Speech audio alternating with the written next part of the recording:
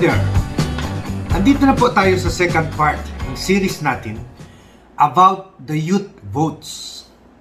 Sa first part po, ibinalita natin na galing sa input mismo ng mga youth group na nagbigay ng inputs nila sa akin, lumalabas na ang preference nila for vice presidential candidate or inestadihan nila na suportahan ay si Senator Sherwin Gatchalian.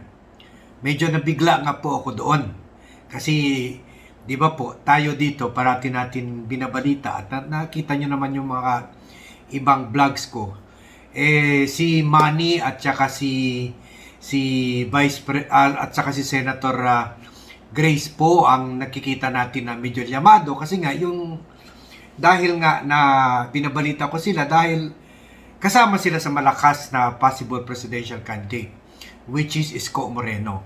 So, kinonfirm naman po ng mga youth na nag-reach out sa akin at sila nga po ang ginawa nitong analysis na ito na sa president, they are really going to many of them will really support Isko Moreno.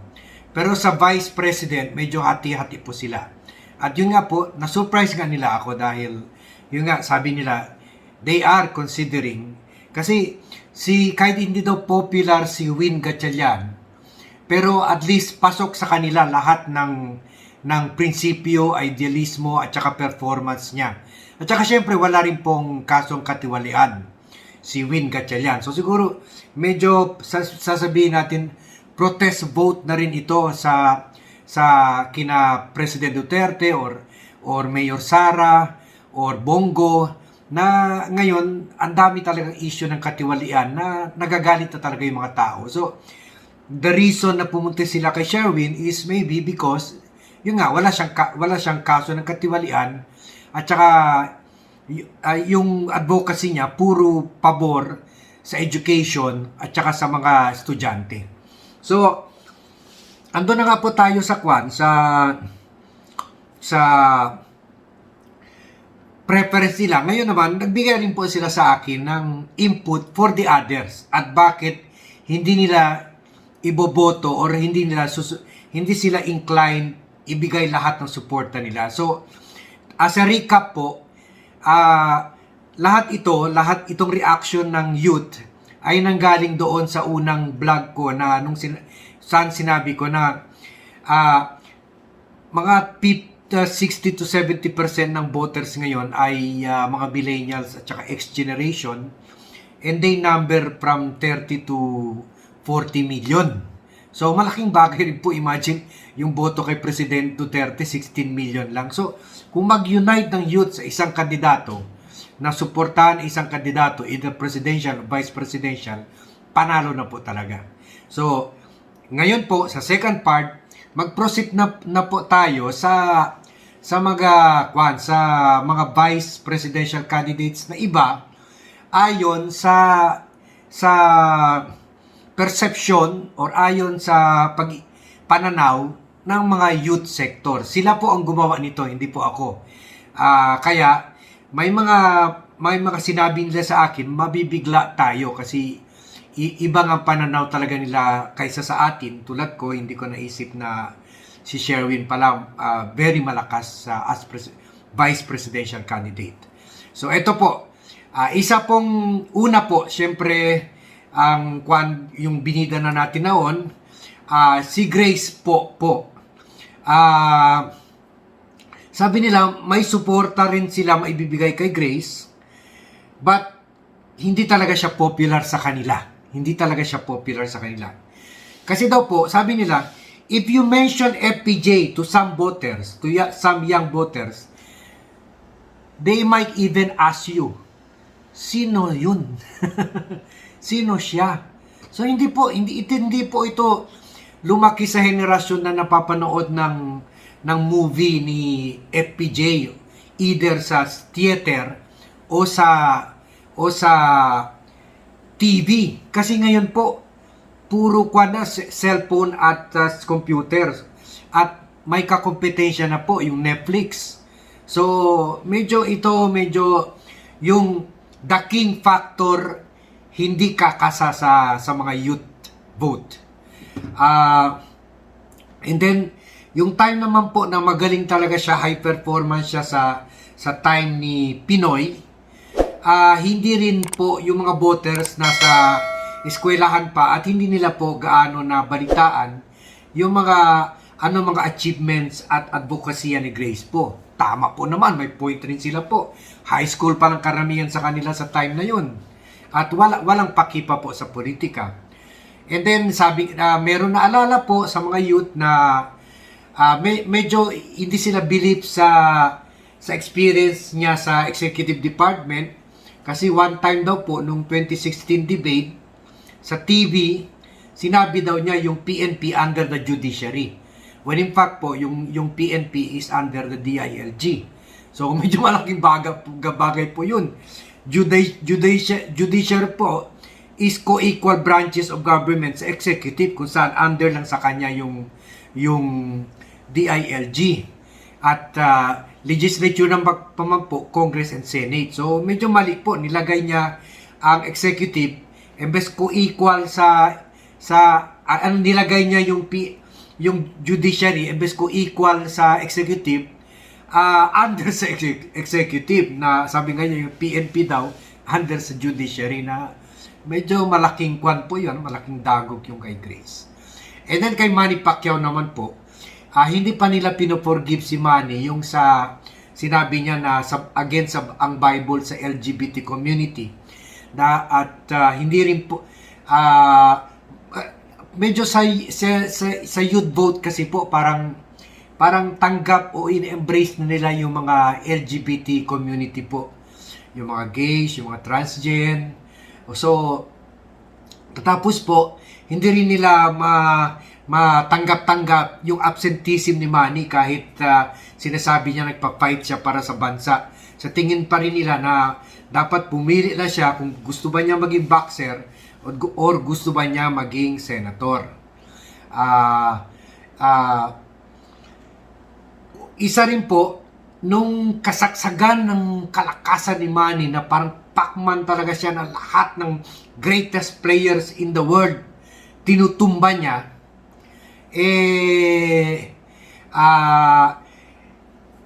bata pa po sila. Either nasa diaper pa po sila o naka-short pa po sila, mga baby pa, mga maliliit pa po sila. Or, yung iba rin po sinasabi, yung hindi talaga appealing sa kanila yung boxing as a bloody and contact sport. Mas gusto nila yung mga MMA ngayon, ganon, yung mga kwan. So, hindi rin, nata-turn off rin po sila. Another reason, nata-turn off pa rin sila po sa pagka-hardcore Christian ni Manny na parang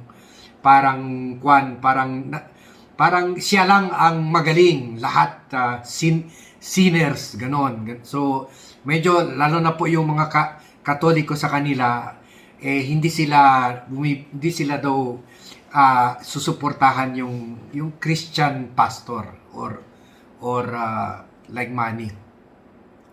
And then lack of experience no po sa nakikita sa Senate debate. So another candidate po ay si Tito Sotto. Ang word po ginamit nila dito kay Tito Sotto, canceled. Ibig sabihin, canceled, wala na siya sa mundo nila. Cancel na, as in, wala ka na sa mundo ko. Ako nga, first time ko lang na-encounter itong word na canceled.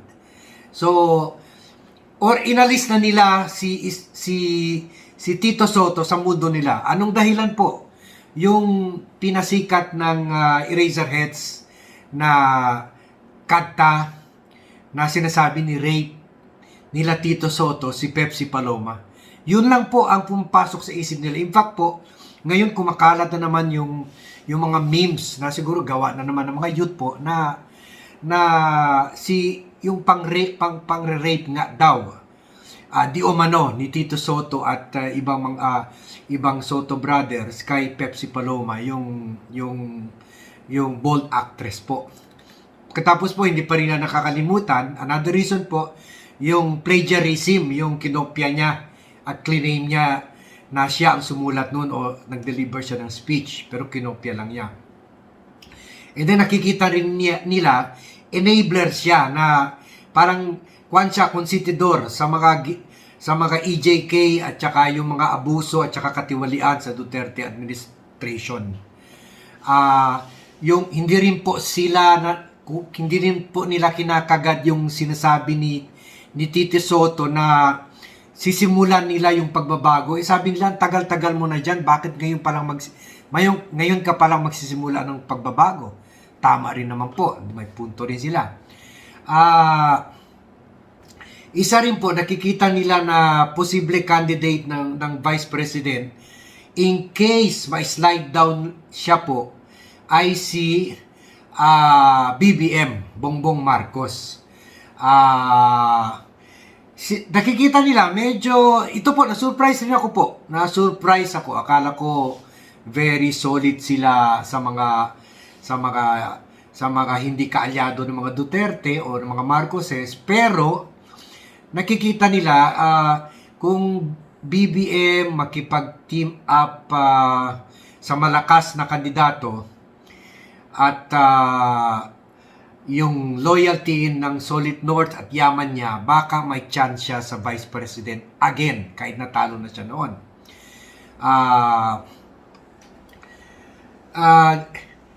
Marami kasi po na mga kabataan, mga millennials at saka mga X-generation na hindi po lumaki sa panahon ng martial law, kaya either wala sila paki or kwan sila po.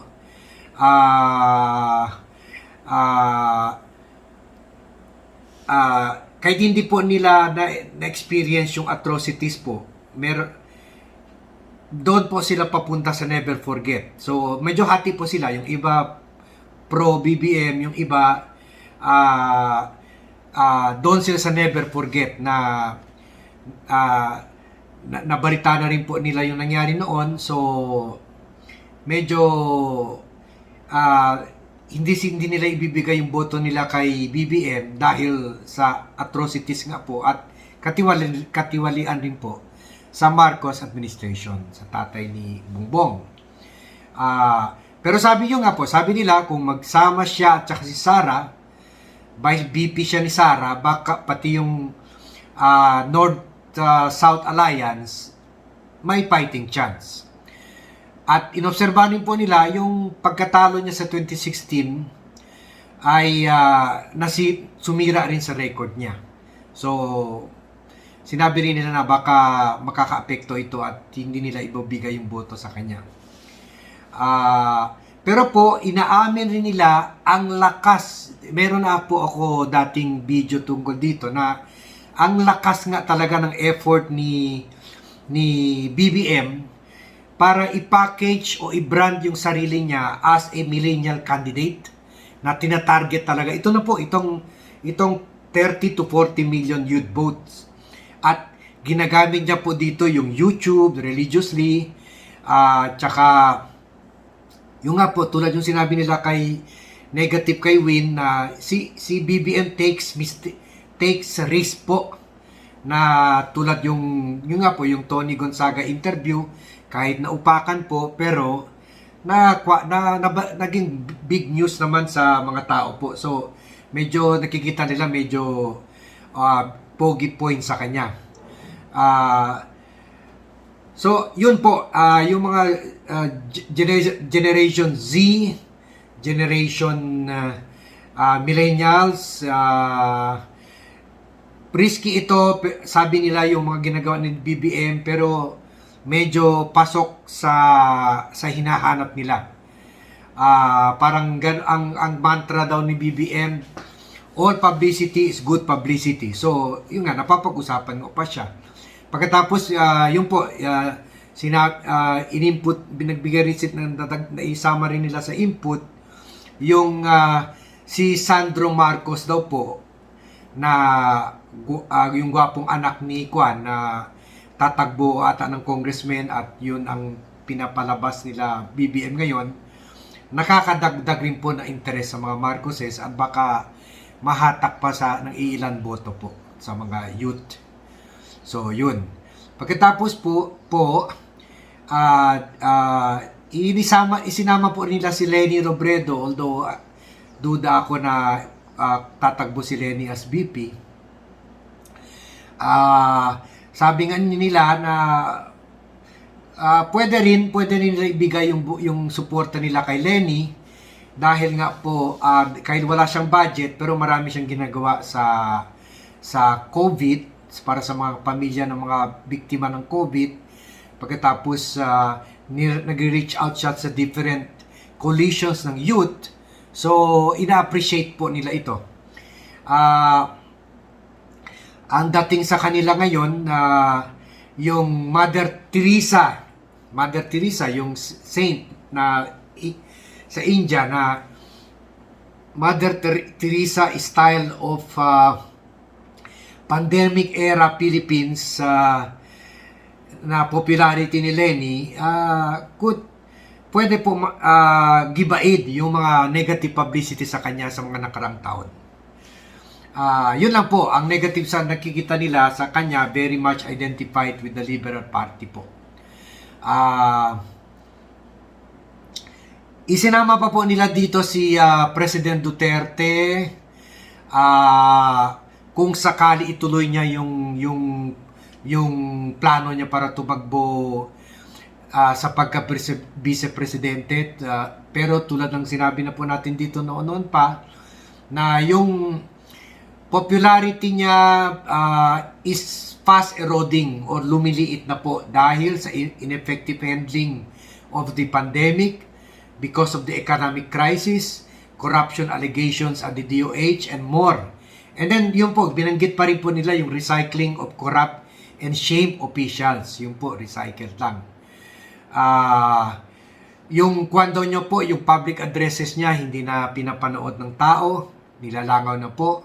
At kung si Bongo daw po, isa na naman po, possible VP, si Bongo daw po, kung tatakbo siya as VP naman, mag-substitution na within the party, allowed rin naman po, hindi po nila susuportahan siya kasi parang alalay lang talaga ang dating niya sa kanila. Parang at nati-turn off rin po sila sa mga dami niya mga campaign materials at saka pa-epal niya kung saan-saan. Another good contender po na nakikita nila, and last but not the least, is VP Sara Duterte. Kung mag-slide siya sa VP, sabi niya nila, she enjoys the popularity of the Duterte brand, pero dumidistansya na po siya, pareho sa opinion ko noon, from the criticism and allegations na tinatapon ng mga kritiko or ng mga tao sa Duterte administration. Sabi nila, baka maging popular siya, baka kung mas ipakita niya yung mas malasakit kaysa yung tapang side ng pagkatao niya. And then, nakikita rin po nila na nakakadagdag sa popularity niya ni Sara yung coalition builder, at nakikita nila ito yung ginawa niya yung binild up niya yung hugbog pagbabago in 2019. Kaya na solid panalo sila doon. Pero nung tinanong ko, okay, will you give your support to her? Sabi nila unlikely daw po. Although sabi nila this factor, including yung boto ng mga damatans nga, possible. Hindi pa rin nila tinatanggal yung possibility na manalo pa rin si Sara as Vice President. So yun po, presenta ko na po sa inyo lahat ng kandidato from Part 1 to Part 2. Kung hindi pa po ninyo napanood yung Part 1, paki-click na lang po dito kasi nandito po sa end ng video po yung link para sa Part 1. At kayo na po bahala mag-decide. At least I'm thankful to the youth leaders na nagbigay sa akin ng mga inputs na ito. Thank you very much. I really appreciate it, and malaking utang na loob ko and thankful to you for giving me this opportunity to air your views on this serious political issue. Anyway, both nyo naman ang dinidiscuss natin. And so tayo na po, after yung nagsalita na yung youth, tayo na po mag-decide. So I leave it to you to decide. Put your views on the comment section. And again, please subscribe to the Vlogcaster Armando YouTube channel dahil painit ng painit yung mga discussion dito. So thank you very much for watching and see you in my next vlog.